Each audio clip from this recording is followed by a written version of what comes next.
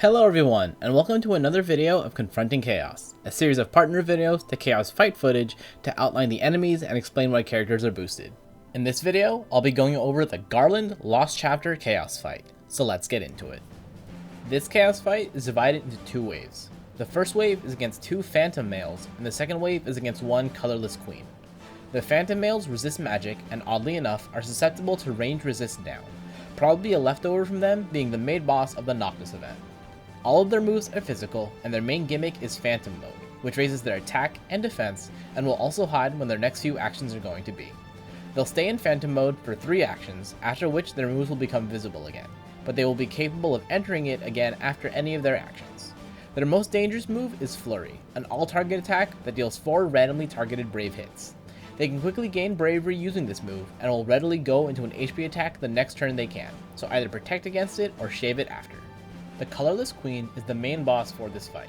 She is tough to magic and immune to speed down, but otherwise has no elemental weaknesses. Her recast ability is Light of Doom, a group attack that deals split damage to the party and grants her a shield, after which she casts Ruination Field, which similar to all Ultimate type monsters will silence your summon. However, unlike others, the field will dissipate after 3 of her actions. The move itself also has a chance of paralyzing, poisoning, or debuffing stats. Additionally, as a follow-up to all of her attacks, she will cast Ruination Field as well. Despite all this, the rest of her moveset is fairly basic and consists entirely of magic attacks, so really the most dangerous thing is just Light of Doom. Warrior of Light shields work excellently against it.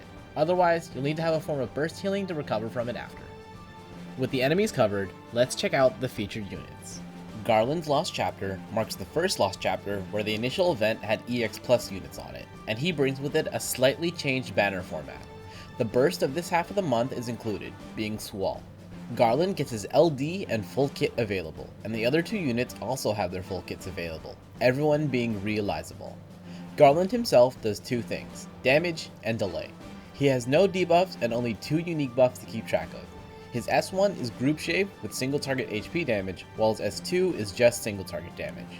Both skills are enhanced when he has 5 stacks of his stacking unique buff active to add more overflow and damage.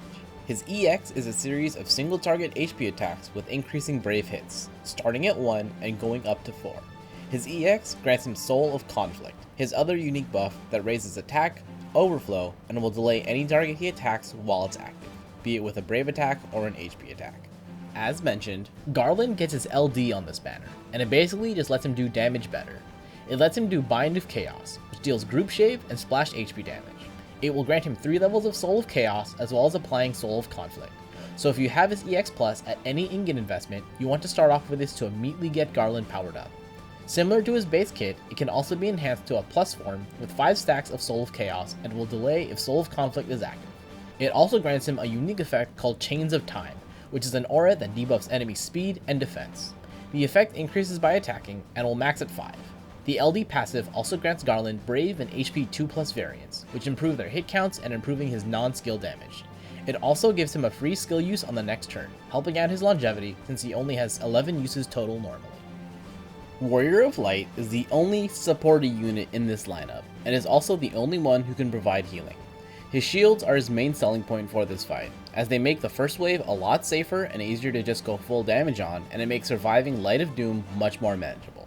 His EX is the only way he can provide heals, so in the event you don't get it, you'll need to run Alexander to recover HP otherwise.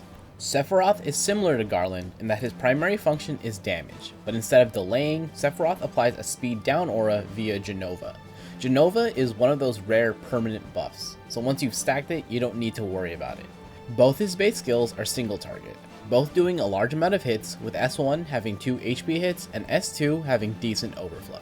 His EX is a group attack that reduces enemy bravery based on Sephiroth's attack, which, as a synergy unit, is going to be pretty high, cannot break, and deals total damage to the whole party. It also grants him a free skill cast on next turn. As for the team I chose, here's the breakdown. Lena provides 3 useful things to this party: debuff immunity, boosted initial bravery, and HP regen. While only the Colorless Queen debuffs, getting hit by a 1-turn paralysis is still rather annoying. Her initial Brave aura helps Zack have even higher shields, more than enough to just take 0 damage from all enemies in this fight. While she doesn't have burst healing to heal up after Light of Doom, the regen she provided was still enough in between casts.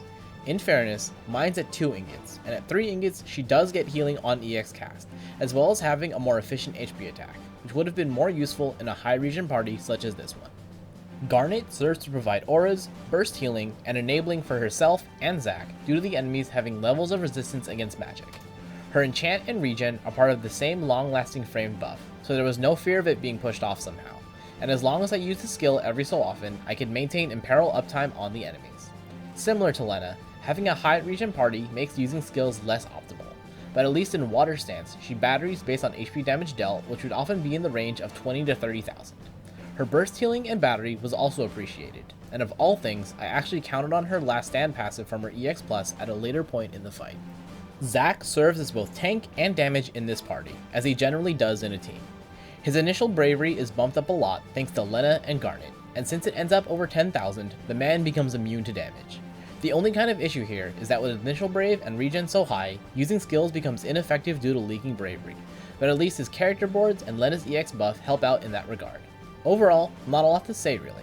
Keep barrier up, keep enemies targeted on you. Flurry is a little scary because the phantoms can attack the ladies, but shaving them afterwards wasn't too hard, and not the biggest issue since both Zac and Garnet have last stand passives. With that, this chaos fight should be covered. If you want to see my footage of this fight, I'll link it in the corner and in the description below.